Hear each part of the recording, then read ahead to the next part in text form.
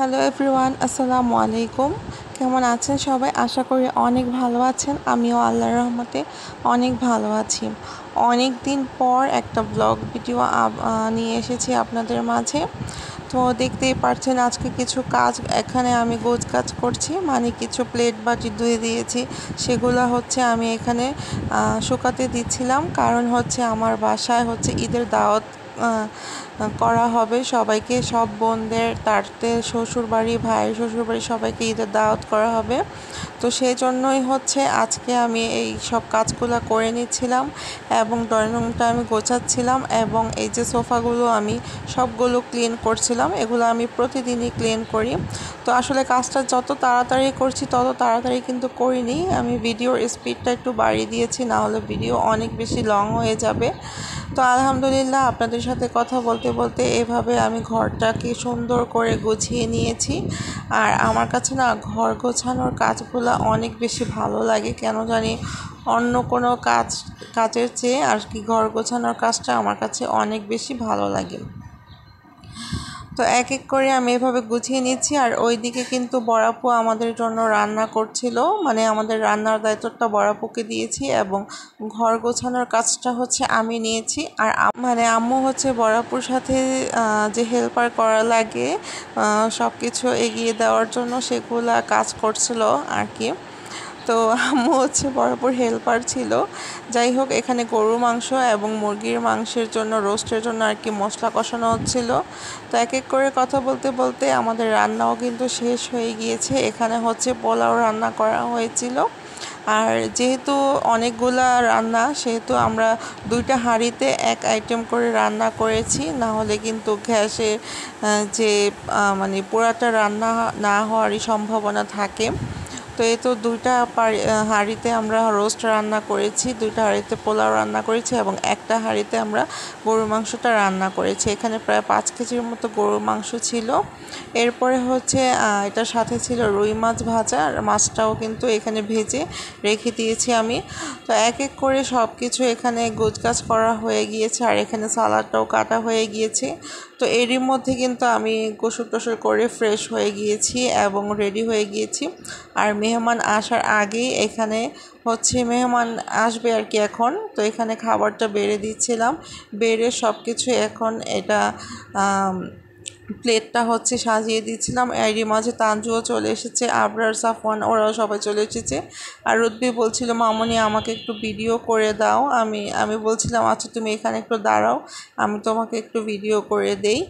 তো এরই মাঝে সব কিছু আমার কাজ সম্পন্ন হয়ে গিয়েছে। আর টেবিলটা দেখেন কত সুন্দর লাগছে না? আর আমি কাজ করছিলাম, এখানে বাচ্চারা দৌড়াদৌড়ি করছিল, তারা যে কি করে না তারাই বোঝে। তো এরপরে সব মেহমান কিন্তু চলে এসেছে। আর এই যে মেহমানরা সবাই কিন্তু দই মিষ্টি নিয়ে এসেছিল। আর হচ্ছে এই ভিডিওটা হচ্ছে পরের দিন আমরা সন্ধ্যায় সব বোনেরা মিলে হচ্ছে একটু বের হয়েছিলাম। বাচ্চারা অনেক কান্নাকাটি করে, তারা ঝাল ফুচকা খাবে। রুদ্বি তো প্রতিদিনই বলে মামনি ঝাল ফুচকা খাবো, চলো তুমি আর আমি যাই। তো সেজন্যই হচ্ছে বাচ্চাদেরকে নিয়ে আজকে হচ্ছে আমরা রাসেল পার্কে চলে এসেছি। আসলে নারায়ণগঞ্জে যাওয়ার মতো তেমন কোনো জায়গা নেই, এই রাসেল পার্ক আর খানপুরই হচ্ছে যাওয়ার মতো জায়গা আছে। তো খানপুর যেহেতু একটু দূর হয়ে যায়, সেখানে না গিয়ে আমরা হচ্ছে রাসেল পার্কে চলে আসলাম। তো এখানে হচ্ছে আমরা 4 বোন এসেছি এবং ইকরা হচ্ছে বাসায় ছিল না, ও হচ্ছে ওদের বাসায় গিয়েছিল। আর হচ্ছে এই যে তিনজন দেখেন এখানে ছবি তুলছে, কি সুন্দর লাগছে না আইজাকে, একদম পুতুলের মতো দাঁড়িয়ে আছে। আর এখানে হচ্ছে আমরা 3 বোন একটু ভিডিও করে নিচ্ছিলাম। বড়াপুকে ডাকছিলাম, সে ভিডিও করবে না, তাই সে আসতে চাচ্ছিল না। তো আমি বললাম আমরা 3 জনে একটু ভিডিও করে নেই এবং একটু ছবি তুলে নেই। আর সাথে কিন্তু আমার এক কাজিন ছিল, মানে আমার চাচাতো বোন ছিল, ও একটু পরে আসবে, এসে আমাদের সাথে অ্যাড হবে। তো এখানে হচ্ছে আমি দাঁড়িয়ে ভিডিও করছিলাম আর রুদ্বি হচ্ছে আমাকে এখানে দাঁড়াতে দেবে না, সেজন্য সে কান্নাকাটি করছিল। আমি তাকে ডাকছিলাম কিন্তু সে আসবে না। তো এখানে হচ্ছে আবরার এবং সাফওয়ান অনেক বেশি এনজয় করছিল। তো আমি বললাম তোমরা একটু এনজয় করো, আমি তোমাদেরকে একটু ভিডিও করে দিই। আসলে এইসব জায়গাগুলো না বাচ্চাদের জন্য একটু খোলামেলা পরিবেশ দেখা যায়, ওদের কিন্তু নিয়ে গেলে ওদের কাছে একটু ভালো লাগে। তো এরপর হচ্ছে এই যে আমার চাচাতো বোন এবং ওর 2 মেয়ে নিয়ে ও চলে এসেছে। তো এখানে হচ্ছে আমরা সবাই বসে আছি একটা ফ্রিজের দোকানে। না, আসলে ফ্রিজের দোকানে না, আমরা আসলে যেখানে বসেছি সেইখানের মানে সেখানে একটা দোকান ছিল, ওই দোকানটা ফ্রিজ ঠিক করে, তো তো সেই জন্য ফ্রিজগুলো এভাবে সাজিয়ে রেখেছে। তো এখানে আসলে আমরা ফুচকা অর্ডার দিয়েছি, কেউ ফুচকা, কেউ চটপটি এবং কেউ বেলপুরি খাবে। তো সেগুলোই হচ্ছে আমাদের জন্য অর্ডার করা হয়েছিল এবং সেগুলো আস্তে আস্তে একটু আমি সবার ভিডিও করে নিচ্ছিলাম। তো সবার আগে রুদ্বি খাচ্ছিল। রুদ্বি যেহেতু ফুচকা খাওয়ার জন্য একদম পাগল হয়ে গিয়েছিল। আর আবরারের কাহিনীটা দেখেন, সে ফুচকার দিকে চায় এবং তার বড় খালার দিকে চায়, ফুচকার দিকে চায় এবং তার বড় খালার দিকে চায়। আসলে এক এক করে তারা ফুচকা দিচ্ছিল আর এর জন্য একটু লেট হচ্ছিল। এরপরে এখানে বাচ্চাদের জন্য কিছু রাইড ছিল, আর এই রাইডটা আমার উঠতে এত বেশি ভালো লাগে, যেটা নৌকার মতো আর কি। তার নাম শান্তা মারিয়া মেবি। তো এই রাইডটাতে আমার অনেক বেশি ভালো লাগে। আর ওই যে নাগরদোলাগুলো ছোটোবেলায় উঠতাম, তো এই রাইডটা হচ্ছে ওরা কেউ উঠবে না, তাই আমি এবং আমার চাচাতো বোনের মেয়েকে নিয়ে আমরা 2জন উঠে গেলাম।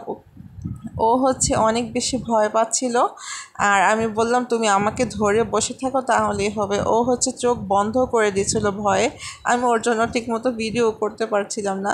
তো আই হোপ আজকের ভিডিও আপনাদের কাছে ভালো লেগেছে। ভালো লাগলে অবশ্যই লাইক, কমেন্ট এবং শেয়ার করে দিবেন এবং আমার জন্য সবাই দোয়া করবেন। তো ভালো থাকবেন, সুস্থ থাকবেন এবং আজকের মতো ভিডিওটি আমি এখানেই শেষ করছি। আল্লাহ হাফেজ।